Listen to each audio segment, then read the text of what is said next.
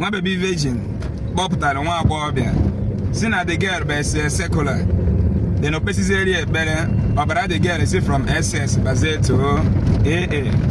Ọ bụrụ na somebody nwere power ikpe ekpere ọbara mmadụ change, onye a ga-ekpe nwe ekpere country ya dị mma karịa America mma. Ọ bụrụ na mmadụ na-edonate nwa baby virgin ego, o ji go CCTV kamera tie bịa tie ebe ọ na-eme ekpere tie na moto ya. Ọ bụrụ na mmadụ na-edonate nwa virgin ego, o ji eyi akwa ego moto arụ ụlọ na ọ bụghị Jesus na-edonate ya n'ime akaụntụ. My sister, my brother, so mmadụ bụ ihe ga-ama na eji gị na your sickle cell. Ihe kwesịrị ịdị na-akụziri unu, prevention is better than cure. No matter ka love si egbu gị, the sure iji lab, confirm more blood group gị, confirm more your genotype, efe na-anụ nwaanyị. Ọ ya ka nwa virgin kwesịrị ịdị na-ekwu. Nwa virgin na manipulate people ka believe on onwe God. Nwa virgin enwere power. Ịkpọpụta ya ebe a mụ na ya ma aka maka Chineke. Njapado nwa virgin ọkpọ, ọma nkutu meti nkutu ya na eji m aja anyị nwụọ iyi.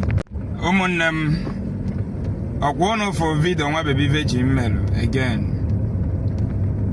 Wee kpọpụta one girl si na the girl na-amụrị ọbụrụ sickle cell. Na wee kpechieri ekpere o change from SS to AA. Nwa baby virgin kpọpụtara nwa agbọghọbịa si na the girl bụ secular then opesizeri ekpere ọbara the girl si from SS bazie to AA. Mana gị nwa mụtara secular, gị nwa bụ SS today, gị nwa bụ sickle cell na n'ọnụ m na-eji ekpere nwa virgin ọbara gị change bell. Gị nwa mụtara nwa nwee sickle cell, ị na-eji ekpere nwa virgin sis nwa gị ahụ nke o change go. Kedu ndị aja manipulate iro? Ọ bụrụ na somebody nwere power ikpe ekpere ọbara mmadụ change, onye a ga-ekpe nwe ekpere. Ị na-anụ na-ekwu? Onye a ga-ekpe nwe ekpere country ya dị mma karịa America mma. Ọ bụrụ na mmadụ ga-ekpe ekpere ọbara mmadụ change, onye ahụ nwere right ịgba fuel bụ onye na moto ga-ekpe ekpere phone ya charge without ikwunye ya n'ọkụ. Kpee ekpere fuel abaa na moto ya without ejere na filling station. Kpee ekpere ga-abaa na account ya without telling people to donate. Ọ bụrụ na mmadụ na-edonate nwa baby virgin ego, o ji go CCTV kamera tie bịa tie ebe ọ na-eme ekpere tie na moto ya. Ọ bụrụ na mmadụ na-edonate nwa virgin ego, o ji eyi akwa ego moto arụ ụlọ na ọ bụghị Jesus na-edonate ya n'ime akaụntụ. My sister, my brother, so mmadụ bụ ihe ga-ama na eji gị na your sickle cell. Nwa ga-abịa secular, ọ mmadụ ga-ama na ejigide ya tie mbọsọ ya ọnwụọ nke ya gaba. Gị nwa bịa secular, ọ mmadụ ya ama na ejigide ya tie mbọsị ga-anwụ.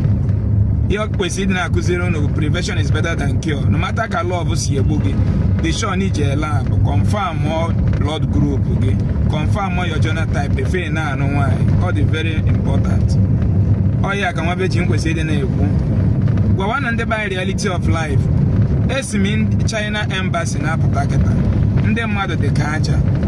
People juru n'enu ju na ana. Bịazie na ana ndị mmadụ wụsara one woman ihe akwa choosing tọgbọrọ na ana. Na-eche ton ọkpụkatago ka ike awụ na ọ na nkịtị wete akwa choosing oyi nsị. Why na ọ ma mme ekpere n'aka ndị China embassy jos ya ngwa n'aha choosing Jesus gbagote ka ime gị ka isomite. She followed due process.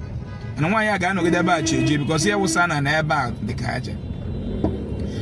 Kama nwa baby virgin ga-enye aka ka obodo dị ma na-akụziri ndị mmadụ ihe ama otu Ezeaku si mee rụọ ụlọ ọgwụ gwa ndị mmadụ bịa na alụwa treatment na nwere alụ nsị ma Jesus na-agwọ ya n'ihe na-agwọ ya medication which ọya m nọ ihe nji agwọ nwa virgin na manipulate people ka believe on onwe God. Nwa virgin enwere power ịkpọpụta ya ebe a mụ na ya ma aka maka Chineke.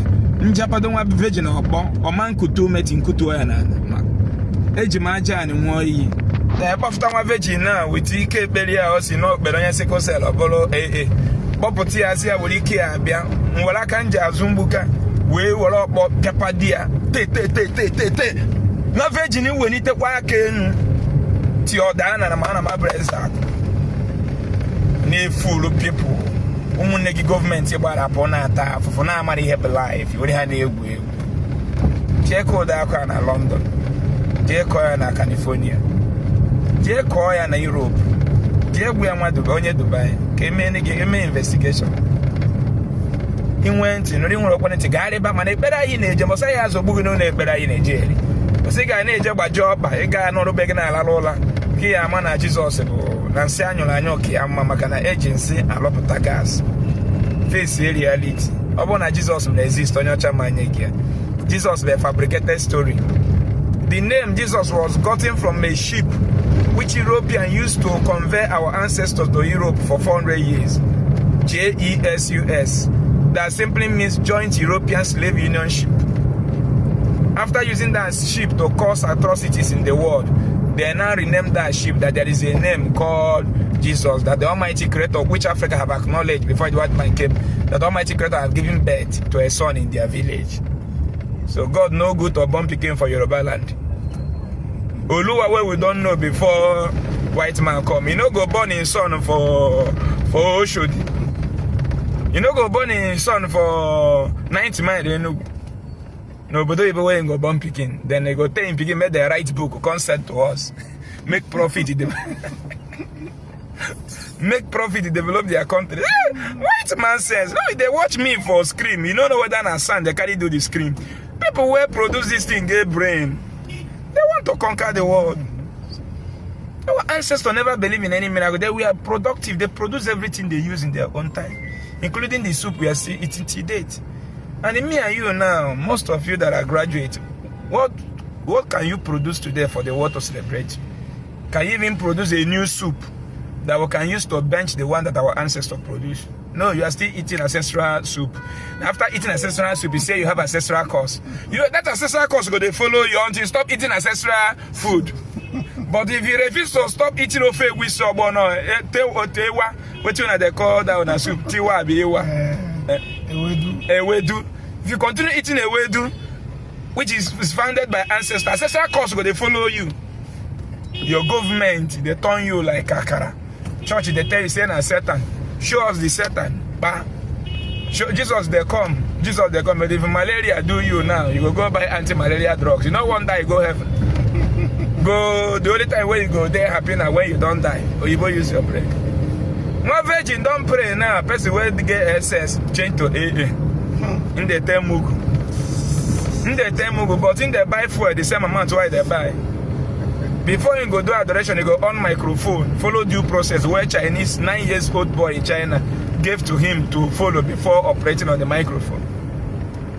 Mumu, you still they go church for Africa, you be Mugu. Pure Mugu. This sister, all her life she has been secular. One day, we pray for her. Her Jonathan changed from SS to AA. Yes, sir.